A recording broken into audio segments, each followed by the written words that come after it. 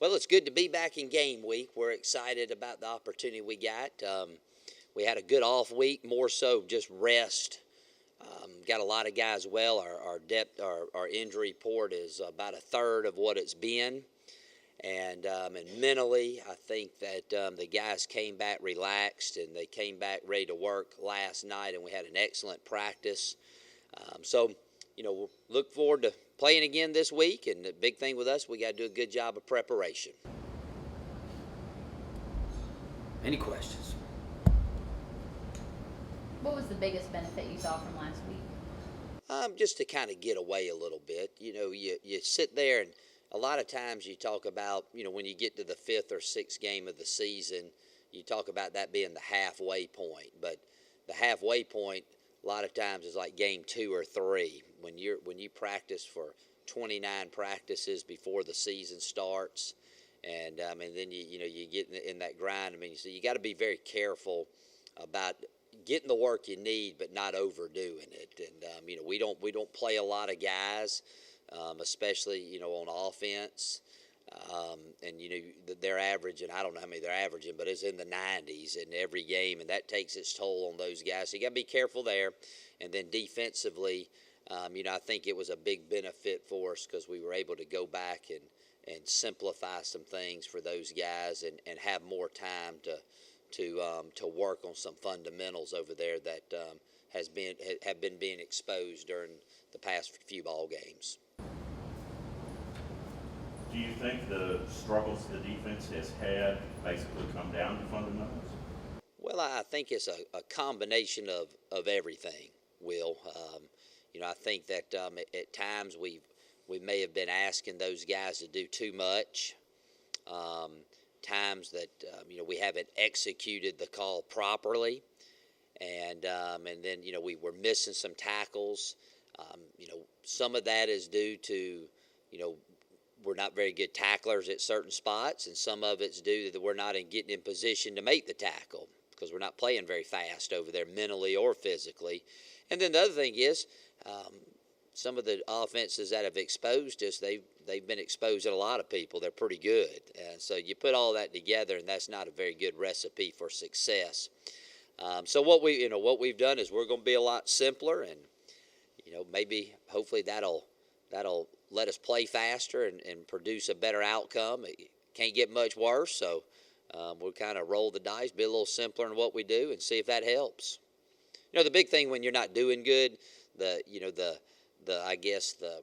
sentiment or common sense, I shouldn't say common sense, but sense tells you, hey, you start changing and adding to a bunch of stuff. But when you're not doing good, you got to simplify. That's the only way to do things and get really good at your base. So fortunately for us, we play, even though we only look at it one day at a time, but we got 3 games coming up where they're very similar, run first type teams and play action pass. So, maybe we can build off this off week and carry us through to the end of the season. Do you think this is the toughest the league has been since you've been in the league? Yeah, I think so.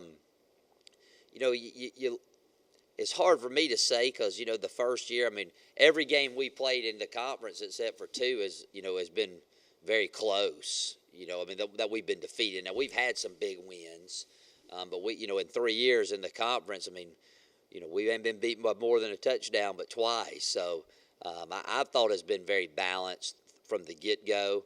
I think all the teams are very similar in skill level, which I think, a couple of them have better skill guys. Better players than everybody else. Jacksonville State's one of those. Jacksonville State probably has the best players in the league. But each and every week, everybody's got a little different scheme. They got a little nuance. Everybody's got good quarterbacks. Everybody's got some good go-to guys. So all in all, each and every week has been very even. And, you get one like Tennessee Tech. Are we that much better than Tennessee Tech? Probably if we played them 10 times, it would come down to last drive or 2 of the game. But occasionally things go well for you early. Other guys down a little bit, and you get a big win. But all in all, I think everybody's pretty close to being the same. It just depends on how they play that day. And I think if you look at the rankings and the standings, To old Neil's over there, he's always negative about how many defeats you have to win the OVC. But I mean, you could look up there at the end, and it could come down to the last weekend, and a 2-defeat team could win it. And then if things play out, there could be a bunch of guys tied with 3 defeats, and you have to go to the tiebreaker system. So anything can happen these last 4 weeks. Talk about Jacksonville State. I know they got pounded by Eastern Kentucky. Then they beat Tennessee State. What has happened to that team from that point to the one where they picked up the win? Why are they better now? I don't know, Neil. I mean, I can't answer that question. You have to ask their coach why they're better. They're very good. To me, they have as good a defensive line as there is in the conference. Okay, they're very active in the defensive front. Offensively, they got 2 of the best running backs in the league. Washad Ely. He's a SEC performer, and then the backup there, and they're both big guys, and you don't want to get them running downhill at you, get in open field, because they're hard to bring down. And then they got Ivory and Blanchard back there at quarterback, that both of them do some great things, and good skill guys. You look at their recruiting area. They're Alabama and Georgia in the Panhandle of Florida, and I've recruited those areas a long time. And there's a bunch of speed down there, and they got it. And sometimes it takes a team a little longer to gel. But again, they're as long as they're in the league, they'll always potentially, have a chance preseason. In my mind, they're the team to always beat if you want to win a championship. So you still feel pretty positive about the odds of, still having a playoff spot, maybe even a conference title? All I'm worried about is having a good practice tomorrow, and preparing good today, and that's the only way you can go about doing it. But we got to start playing better, and we got to start winning some games, and then whatever happens after that happens. But we got to go on the road. I think we've beaten Jacksonville State 1 time in the history of Murray State. It'd be nice to make it 2 this week, but it's going to be a tall order for our guys. Go back to the defense a little bit. I know you've talked about, maybe a lack of a pass rush. Has that been partly because of other teams' offensive line? Seems like they have a lot of size, the teams you played recently. Yeah, they got a lot of size, but but we're big on the defensive line. That's not the issue. Size it has nothing to do with it. It's just we're lacking in getting a pass rush. We don't have that guy that can go get the passer. Zach Ross is the closest thing that we have to being able to go get one. We had Kevin Robinson last year, and he's not getting any pressure on the passers. And I know last year he had a great season, but it's just we just don't have a guy that can go back there and make something happen. And then that's been disappointing. And that's been some of our issues. If we load up and blitz you, we have a hard time covering on the back end. If we play coverage, we're not getting any pressure on the passer, and the guy's got all day to play. So makes it very difficult to call defenses with that. So we've tinkered with a few things. By no means, X's and O's only get you so far. You got to have some guys that can go do it. So to answer Will's question, again, it's a little bit of a scheme issue, a little bit of a personnel issue, and then it's a little bit of we've been playing some offenses that have been good enough to take advantage of the deficiencies that we have. What about the injury situation? Is the week off helped in that regard? Sure, yeah, but it's helped out a lot. We were able to rest some guys and then get some backup, some more work. But again, I think mentally it was good just to have the weekend off and have a few days off during the week. I think that's anytime you get an off week. That's always beneficial to you, especially this time of the year. And the team stays positive despite coming off that loss. Oh yeah, they're good. They understand, that we're close, and we still got a long season to play, and we won't ever be. We won't ever be negative. If we do, we'll just start kicking guys off the team, and we'll just have guys that are going to be positive. But we're not going to be that away. Coach, talk to me a little bit about. You said anything could happen, and it did this weekend with Tennessee State's loss. How do you coach up the importance of a game like this going into Saturday? Well, I mean, we go about it the same way as we do every week. I mean, they're all big games. I mean, the first game was a big game, the last game was a big game, and everyone in between's a big game. I mean, there's no more importance put on this one as there has been any other game. I mean, I don't, just to go on those 2 points. I mean, these guys. I mean, their job's to play ball. I mean, that's what they're. I mean, let's be honest. I mean, they came to Murray State because of football. Now, I mean, again, we talk about they got to get a degree and they do it, but I mean, their job is to do those things, and so every opportunity counts. And you're going. I read a quote the other day: "Adversity makes the weak weaker, makes strong stronger." And when you're not playing very well, you find out who's weak and you find out who's strong. And these guys, man, that's their job to go play. So those are moot points. And they'll be ready to play. I don't know what the outcome's going to be, but they'll be ready to play. I'll assure you that. You're averaging 117 yards rushing. Are you getting what you want out of your running backs, or has that been a... No, the running back's been playing great. They've been doing a great job. They've been catching the ball out of the backfield. In fact, they're probably getting 45 to 50% of the touches every game is what we try to do with them.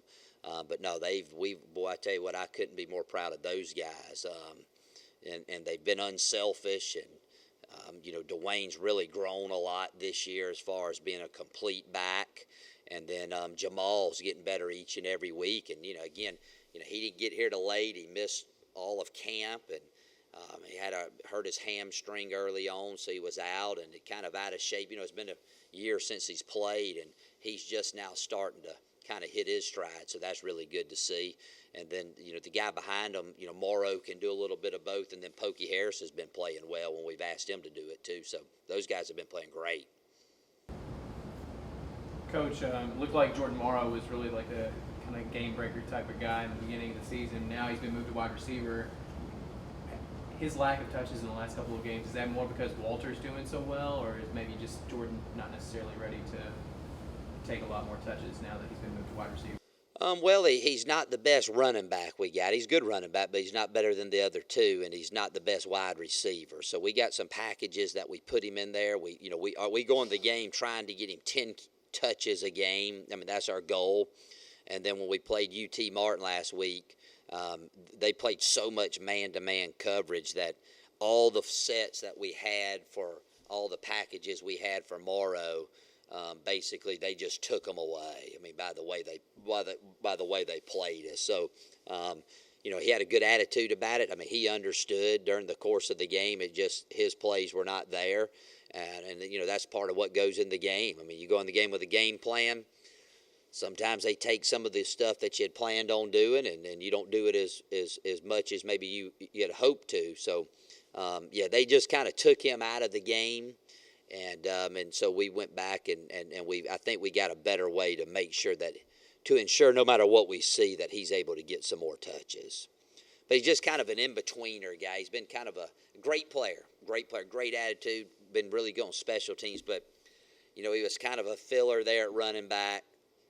And then at receiver, he ain't quite good enough at running the routes yet to overtake somebody. He's just kind of an in-between guy that we just got to do a good job of being creative and getting him the ball.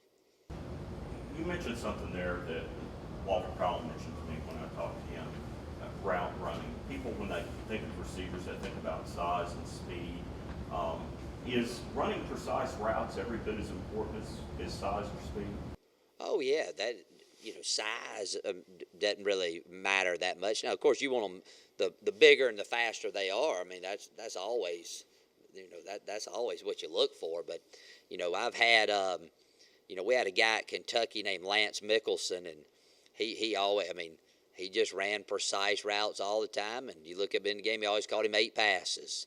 And here we got some smaller guys that run really well, that catch a lot of balls. And Walter didn't say that. He mentioned precise route because he never runs a precise route. No, he runs down there and gets open. And but He never runs the right route, so don't listen to him on that. He'd be the last guy to ask a question about route running.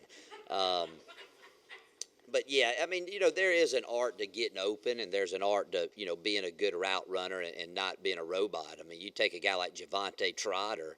I mean, he's as good a route runner that I've ever coached, and he looks like he's never running very fast, and he's running a little faster. He's just the way he maneuvers his body. So, there's different types of receivers out there, and fortunately for us, we have a lot of different guys that can do a lot of different things.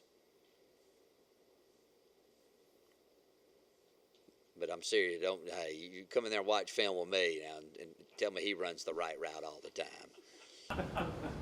Coach, talk to me a little bit. Walter's 8 or 9 catches away from the Murray State record with 4 games to go.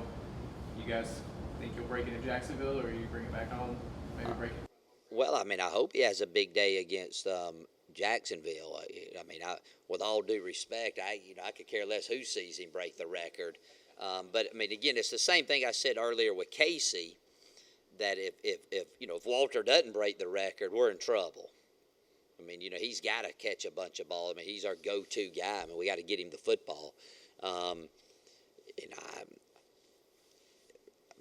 hope he catches 40 this week and we win. And if he only catches 1 and we win, I'll be fired up there too. So, but he's going to get his catches because he is a good player. He does get himself open, even though he doesn't run them the right way all the time, Will. But him and Casey got a good rapport with each other.